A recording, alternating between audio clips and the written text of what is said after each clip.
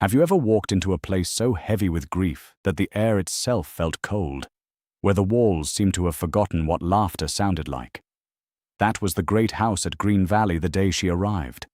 A dying estate, a widower turned to stone, 5 neglected children the whole province had cruelly nicknamed the wild little pests. Every cook and housekeeper had fled within days. And then a poor young woman stepped down from a rickety cart with nothing but a wicker suitcase and a gift she'd inherited from her grandmother. Stick around, because what happened next changed the fate of that entire farm forever. The wind moved through the tops of the immense rubber trees that ringed the borders of the Green Valley estate. An empire of fertile land and colonial wealth that had once been the pride of the whole region. But that grandeur now carried a dense fog of sorrow and abandonment. Ever since the tragic death of his devoted wife, the powerful landowner Samuel had become a completely cold, hardened, and bitter man. Grief had calcified his heart to such a degree that he had locked himself inside his own silence, running his affairs with an iron rigidity while letting the enormous colonial mansion, once full of life and laughter, decay into a gloomy chaos. Samuel always walked with a furrowed brow, wearing heavy riding boots and an expression so severe that even his toughest foreman stammered when receiving his orders. But the most painful reflection of that family tragedy wasn't in the peeling walls or the darkened halls. It was in the 5 small children his late wife had left behind. Motherless and neglected by their father's blind pain, the little ones lived in a state of near abandonment. They were thin, their clothes threadbare, their feet bare, running through the courtyards like small rebels with no direction. With no mother figure and only their father's indifference, the workers and tenants of the property had come to treat the orphans with impatience and hostility, cruelly nicknaming them the wild little pests of the valley. No cook or housekeeper lasted long. The landowner's difficult, explosive temper, combined with the children's desperate mischief for attention, drove every candidate to quit within her first days of work. It was on a grey, cold afternoon that the village cart stopped in front of the central courtyard, bringing that house its new hope, a young woman named Clara. Only 25, Clara was a woman of simple, natural beauty, her long brown hair tied in a firm braid, her eyes carrying a deep gentleness, but also the determination of someone who had already weathered many of life's storms. She came from a family of humble farmers, and she carried with her only a small wicker suitcase and an extraordinary, almost magical talent for cooking inherited from her grandmother. Clara needed that cook's position to send money home to her younger siblings, and she wasn't afraid of hard work. The moment she set foot in the courtyard, she was met by the farm's foreman, a rough-featured man who eyed her with a mocking smirk. "Another one come to try her luck," he scoffed, spitting on the ground. "I'll tell you right now, girl, no woman has lasted more than a week in that kitchen. The master is a monster who breathes fire, and those 5 little demons will torment your life until you go running out of here in tears. If I were you, I'd grab that old suitcase and head back to the village right now." Clara refused to be shaken. She adjusted the straps of her plain apron over her simple blue dress, lifted her chin with dignity, and looked the foreman straight in the eyes. "I came here to work, and to feed those who are hungry, sir. The master's temper and the children's energy will not frighten me. Show me where the kitchen is." Walking into the mansion, Clara felt her chest tighten. The place was cold, the fine wooden floors covered in a thin layer of dust. But what truly broke her heart was seeing, hidden behind a great column in the main hall, the 5 children. The eldest was around 10, and the youngest, a little girl with undone braids, looked barely 4. They stared at Clara with hostile expressions, arms crossed, ready to reject her just as they'd rejected all the others. Their clothes were caked with dirt, their little faces smudged. But Clara saw, behind that wall of rebellion, the hungry gaze of children who only needed a hug and a plate of warm food made with love. Without a single word of scolding, Clara walked to the enormous, decaying colonial kitchen. The wrought-iron stove was cold, the copper pots dull, the pantry seemingly abandoned by the lazy servants. The challenge was monumental. In a few hours the sun would set, and the landowner would come down for supper after a long day inspecting the coffee fields. The farmhands were already gossiping on the verandas, betting that Clara would be dismissed before the night was even over. But driven by a deep sense of compassion and by pride in her craft, Clara pinned her hair back more firmly, rolled up her sleeves, and got to work. With dry firewood she lit the great stove, the first flames chasing away the cold. She scrubbed the pots, cleaned the counters, and dug through the pantry. She had no access to the fine meats or expensive spices which were kept locked away, but she found potatoes, fresh vegetables from the garden, good quality dried beef, and aromatic herbs she'd gathered on her way, rosemary and fresh basil. The sound of chopping and the growing warmth from the stove transformed the kitchen into a sanctuary. Clara began preparing a hearty, traditional stew, slow-cooked in a clay pot, alongside a homemade pie of flaky crust filled with wild apples and cinnamon she'd found on the tree out back. As time passed, an absolutely heavenly, comforting aroma began to escape through the cracks in the kitchen door, spreading through the cold corridors of the farm. It was a scent that spoke of childhood, of care, of protection. Something that hadn't entered that mansion in many, many years. Hidden in the shadows of the hallway, the 5 children watched. Their stomachs growled loudly at the smell. They'd planned to throw salt in the stove or hide the new cook's pots. But the warmth of the room and the aroma of apple pie baking in the oven left them paralyzed, staring at Clara with wide, surprised eyes. Clara noticed them out of the corner of her eye, but she only smiled sweetly and kept stirring the stew with her wooden spoon, knowing that the first and most important battle of the night was about to begin. The moment of serving supper to the feared landowner. Night fell fully over Green Valley, bringing a biting cold that seemed to freeze the glass windows of the mansion. In the great dining hall, the immense wooden table was set. Clara had cleaned the chairs and laid out simple but perfectly aligned plates. The 5 children entered almost in single file, drawn irresistibly by the aroma from the kitchen. They sat down slowly, hands on their knees, eyes fixed and gleaming on the empty plates. A fearful silence held them, broken only by the rhythmic ticking of the pendulum clock and the heavy footsteps beginning to echo on the wooden staircase. Samuel was coming down. He entered the hall in his usual dark riding clothes, his suede coat still damp from the night mist, his severe gaze fixed on the floor. His hard features showed the exhaustion of a man carrying the world on his back, but refusing to show any weakness. Without greeting his children, he walked to the head of the table, pulled out the heavy chair, and sat down with a sigh weighed down by bitterness. He tapped his fingers on the tabletop, a clear sign of impatience. The servants watching from the crack in the pantry door held their breath. Everyone knew the master's mood that night was more dangerous than usual. It was in that moment of extreme tension that the door opened and Clara entered the hall. She walked with firm, calm steps, balancing an immense steaming clay dish from which rose the rich aroma of the dried beef stew. Then she brought the apple cinnamon pie, its golden crust glinting under the candlelight. Without showing submission or fear, Clara served the landowner first, placing a generous, beautiful portion of the hot food before him, and then served each of the 5 children, giving them a discreet, welcoming smile. The landowner looked at the plate before him. Accustomed to burnt, flavorless food thrown together in haste by the previous cooks who worked in terror, this presentation surprised him. He picked up the silver cutlery with his calloused hands, cut a piece of the meat, and brought it to his mouth. Time seemed to stop in the dining hall. An absolute, deafening, deeply frightening silence descended. Samuel chewed slowly, closed his eyes for a second, and went still. He said not a single word, made not a single gesture. He remained completely frozen at the head of the table, staring at the plate.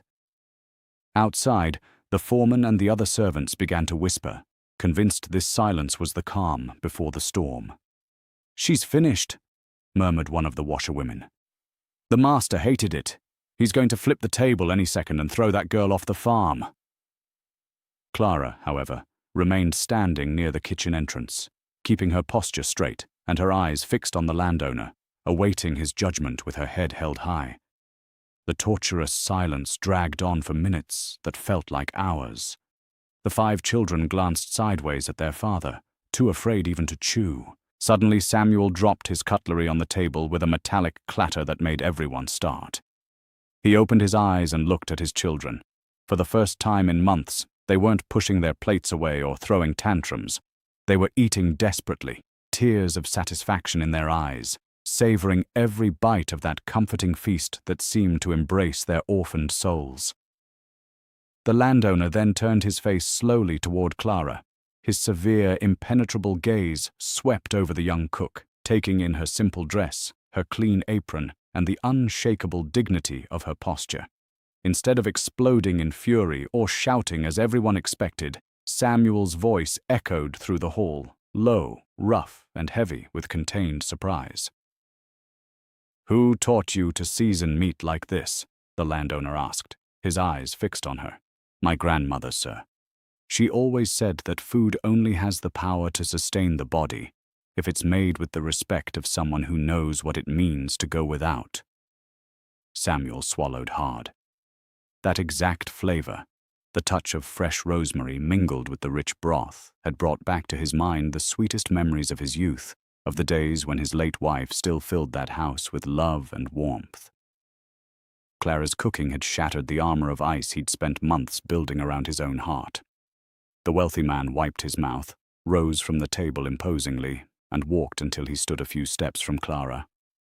The servants in the pantry craned their necks, waiting for the outcome.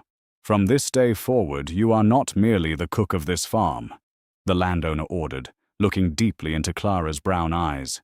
"You will take administrative control of the entire household. Your orders will be absolute in the service wing, and no one, absolutely no servant or foreman, will dare question your decisions. Your things will be moved today to the best room in the main wing. You will care for my home and my children." The turnaround was so stunning that the foreman outside nearly dropped his leather cloak, swallowing his own pride as he realized the humble girl he'd tried to belittle had just become the highest authority in that colonial house. Clara only nodded respectfully, knowing she had won the master's respect not through force, but through the power of her dignity and her honest work. The following days proved Samuel's decision would change the farm's destiny forever. With the master's approval and the respect she'd earned, Clara began a quiet revolution in the mansion. She threw open the immense windows to let the morning sun chase away the mold and the sorrow from the halls. She had the wood polished and bought new fabric to mend the curtains. But her greatest devotion remained the 5 children.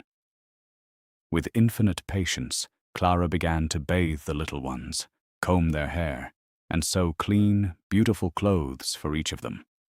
At the table, she didn't just feed them her divine recipes. She taught them manners, told them stories of the village, and listened to the sorrows of children who carried so much pain over the loss of their mother. In a few weeks, the thin, rebellious little ones transformed into healthy, well-mannered, smiling children who walked through the farm with their heads held high. The mansion of cold souls was finally beginning to pulse with the light of life again. Time moved gently through the weeks, and the transformation of Green Valley became the main topic in every gathering across the province. The mansion, once dark and frigid, now overflowed with a warm, clean, lively atmosphere. Samuel's 5 children were no longer seen as wild rebels. They were always freshly bathed, in impeccable clothes made by Clara's own hands, with radiant smiles that gave the whole property back its youth. But the most striking change had happened in the landowner himself. Samuel began coming down to meals with a lighter face.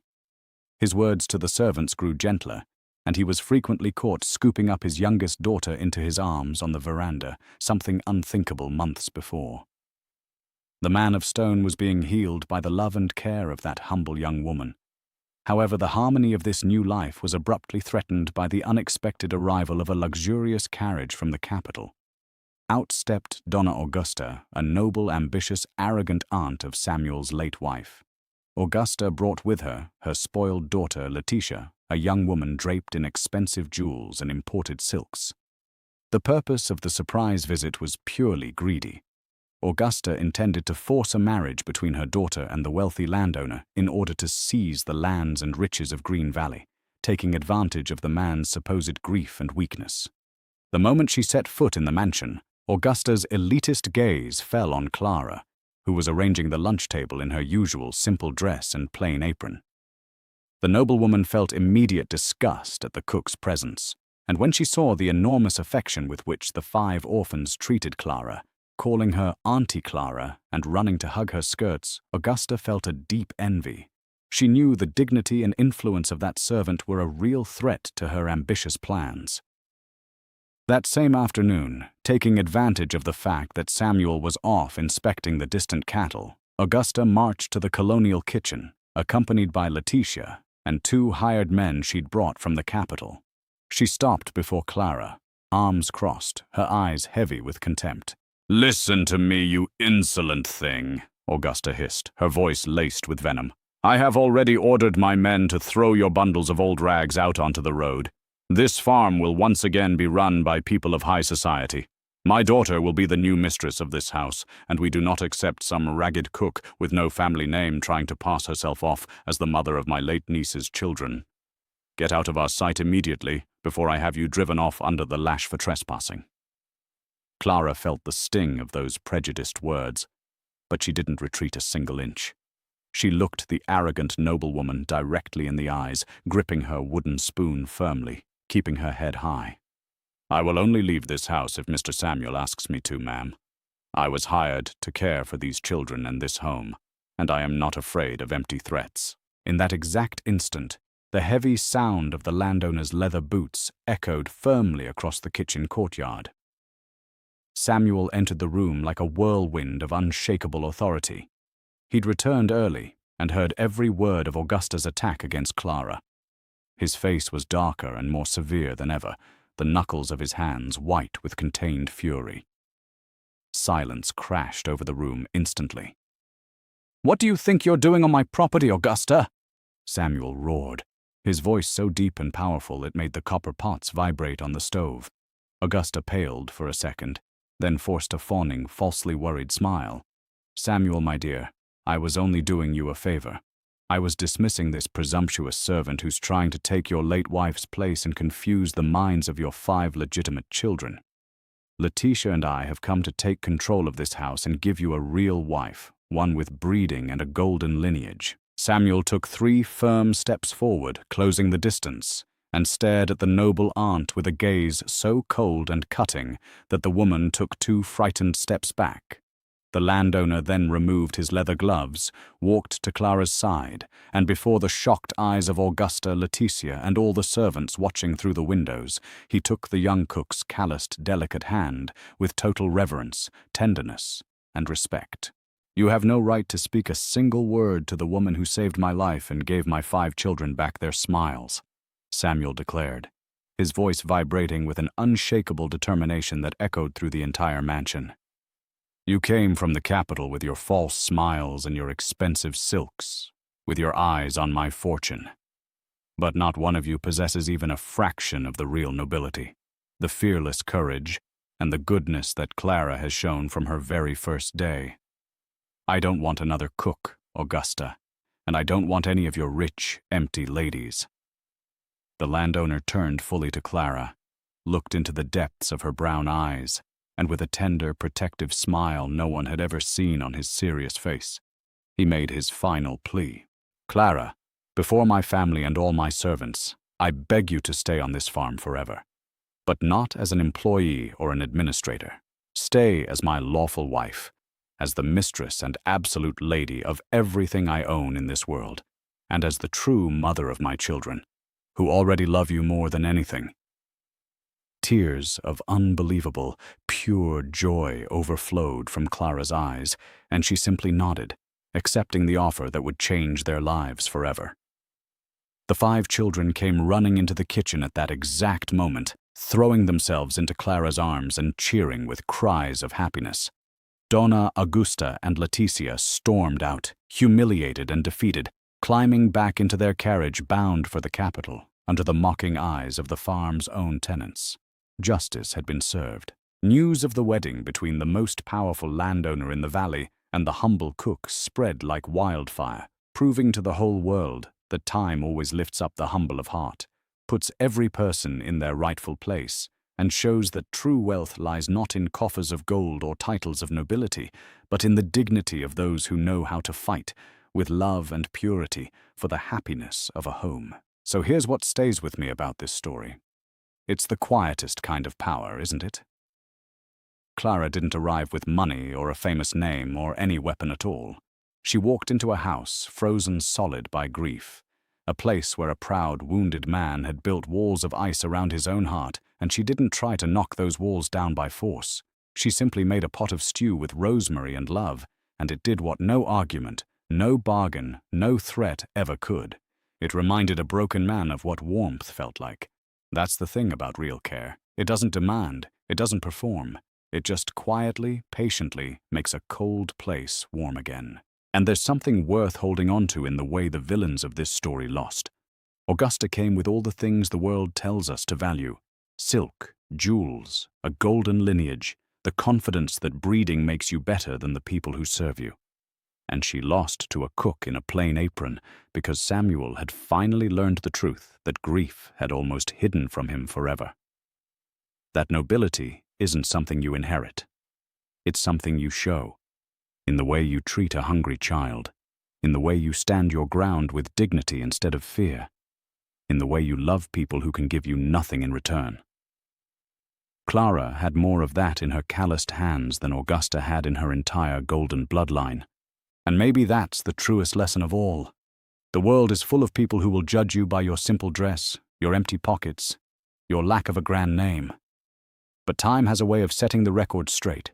It exalts the humble of heart. It puts every person in their rightful place, and it proves again and again that the richest thing a person can own is a heart that knows how to care.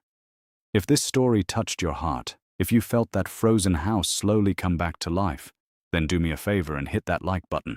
It honestly helps more than you know.